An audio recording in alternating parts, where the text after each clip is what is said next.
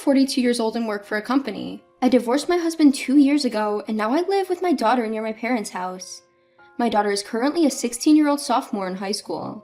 My husband was also my childhood friend, and his family's home is just around the corner. Despite our divorce, we still live in the same city because he has taken over the family business. At first, I didn't want to see his face, so I considered moving away from the city. However, because of my daughter's school district, I decided to buy a flat within the city. The reason for the divorce was my husband's immorality. Since the beginning of our marriage, we were both employed. We cooperated and shared household chores. Daughter has been in daycare since she was 3 months old.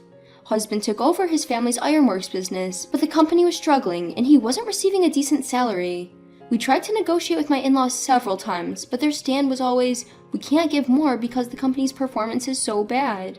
Even so, we as a family had to make ends meet, so we considered the possibility of husband changing jobs. However, husband was like, I can't refuse if my parents ask for help, and he never actually took action. Half a year before the divorce, when my daughter started middle school, I was entrusted with a new project at work. I had opportunities to join projects before, but I repeatedly declined because our child was still young.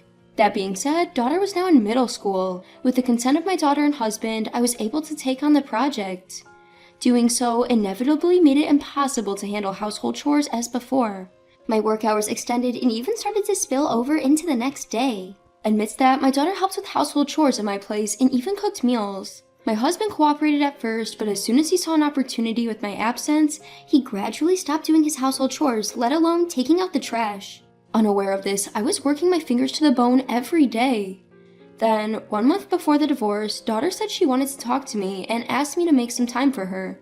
Immediately that night, I made it home at my usual time. And yet, it's the time my husband usually comes home, but he's not here. When I ask my daughter, is dad late today? She replies, it's always like this. He always comes home just before you do. I was stunned. I've been told by my husband that he's having dinner with our daughter every day. Since I always got home after 10 p.m., I've been relying on my husband for our daughter. Then my daughter begins to spill the beans. She tells me that my husband comes home drunk after 9 p.m. every night, that she's been the one preparing dinner, and that he's always carrying his smartphone, constantly making calls and sending emails. I was shocked as this was all news to me. What I couldn't forgive was causing such anxiety to our daughter during her sensitive years in middle school. I apologized to my daughter for not noticing this sooner, and I told her to leave it all to me from now on. Now, how do I bring this up with my husband? Plus, I need to gather evidence. Just like solving work troubles, one issue after another comes to mind. My daughter is eager to gather evidence, telling me, Mom, get a divorce quickly. It would be better without such a dad. My husband, who made our daughter feel this way, is now my enemy. I promptly install a tablet with GPS enabled in my husband's car. I will continue as usual until the evidence for divorce is perfectly in place. A few days later, my husband went out saying he had to work on his day off. The GPS is working wonderfully. My husband's car heads in the opposite direction from his office and stops in front of a stylish cafe. I immediately headed to the cafe and successfully acquired the evidence photos. I also managed to capture perfect evidence photos along the expected route. That night, my husband came home in his work clothes and I confronted him with the photos. My husband turned pale and was speechless. At that moment, I was surprisingly calm and I talked about what will happen from now on. How he's been dumping all the housework on our daughter. How he's been constantly on his phone, making calls and sending emails in front of our sensitive daughter. And what I saw during the day. My husband apologized tearfully, but I didn't have the heart to forgive him. We then put our signatures on the pre-prepared divorce papers, agreeing to discuss the matter with our respective families the next day. When I broached the subject of divorce with our daughter, she agreed, provided I promised to secure custody. From there, things moved rapidly. My in-laws initially implored us to reconsider the divorce, but fell silent once they realized their son was to blame. Once the decision was made, things moved quickly.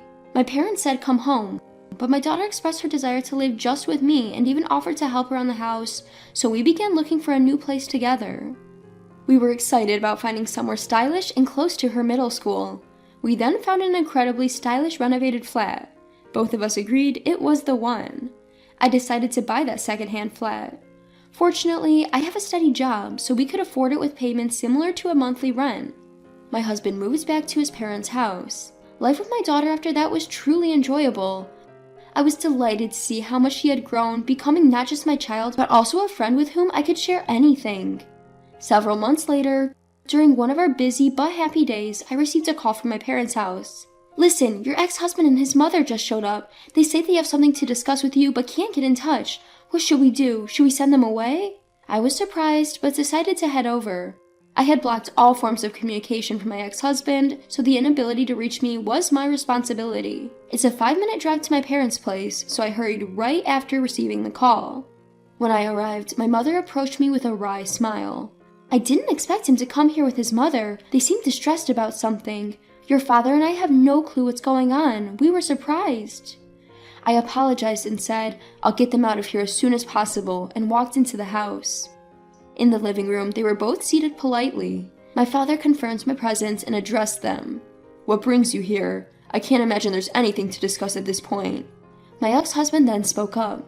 "I had lent $20,000 to your daughter. I'd like it to be paid back." I was confused and said, "What $20,000? I don't recall borrowing any such amount." My ex-husband looked upset and retorted, "What are you talking about? I lent you $20,000 for our wedding. Are you trying to defraud me?" When my ex-husband spoke out, my mother-in-law jumped right in. "A wedding is done for the bride, so that's a debt. It's beyond doubt." I was so astounded I couldn't even find words to respond. Ex-husband then added with increasing confidence, "If you can't make an immediate repayment of $20,000, remarry me. I'll write off the debt that way." Saying so, he pulled out a marriage certificate. That's when my usually mild-mannered father, red in the face, burst out. "Are you all nuts or what? Since when is the cost of a wedding a debt? I never heard such a ludicrous idea. Is it because you're broke and so desperate that your feeble brains are spinning? If you want to fight, we're more than ready. Bring it to court." With that, he tore the marriage certificate to shreds. I was shocked, but thanks to my father, I regained my composure.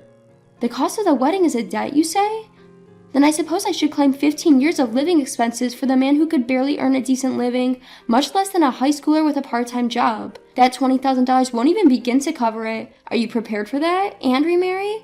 Sorry, but I don't want to see your face again. Please remarry your affair partner."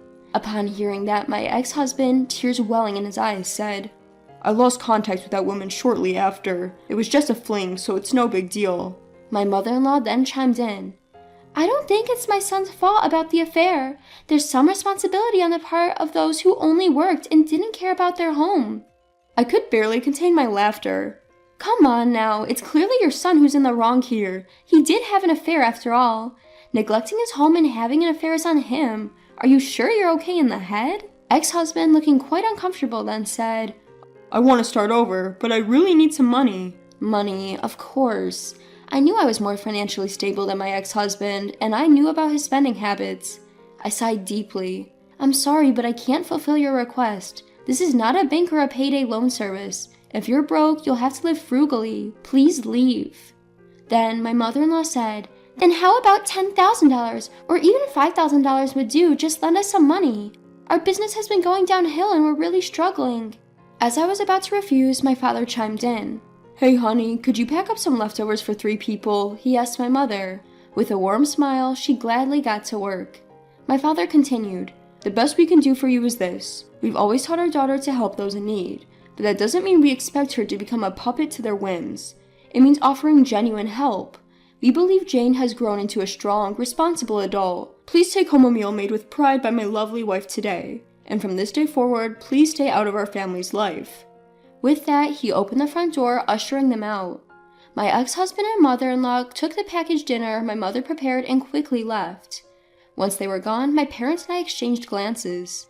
I couldn't help but laugh and say, "What was that? It was so absurd I can't believe it. It felt like we stepped into a TV drama or something."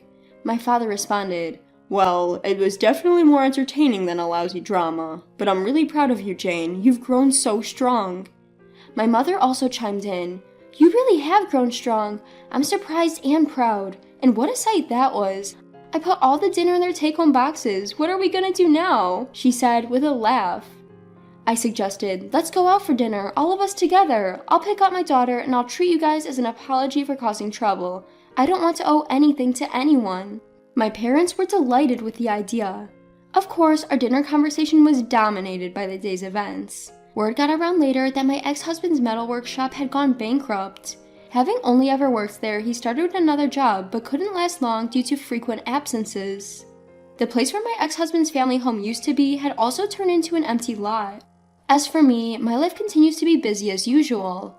My daughter is growing up to be a well-behaved girl and hasn't hit her rebellious phase yet. I use my ex as a negative example and hope she will marry a wonderful partner when the time comes.